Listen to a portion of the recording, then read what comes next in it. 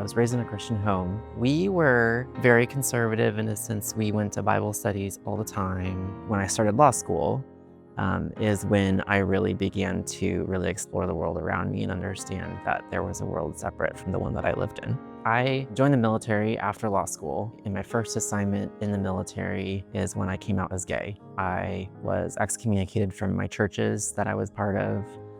My pastor showed up on the doorstep with a letter signed by the members of the church that they were breaking fellowship. I remember opening the door, seeing him there.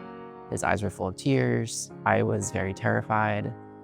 Not because of any harm that they would do, but just the sorrow and the trauma of it all. A place that had been a place of so much joy suddenly became a place of so much dread. I knew what I had done was the right thing for me, and being honest with who I was a step in at least an inevitable direction for me. I didn't want to live in the closet my entire life. I wanted to love my neighbor as myself, as I had been taught since I was young.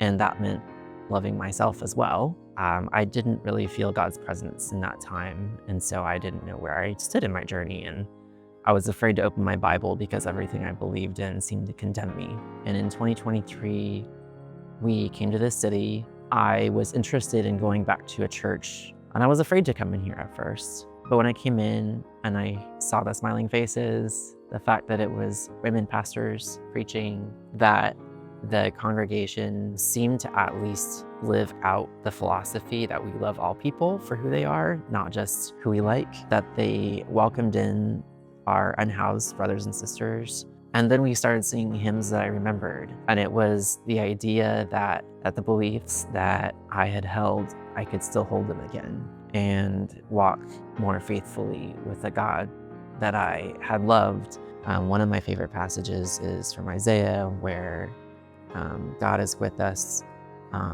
in the fire and in the flood. When you pass through the waters, I will be with you. When you walk through the fire, you will not be burned. And I think grounded in hope is walking in the face of shame, or the risk of shame, or the risk of humiliation, and recognizing that even when you're afraid, fear is a reflection of courage. And if you face that fear and take a step forward, God will always be with you.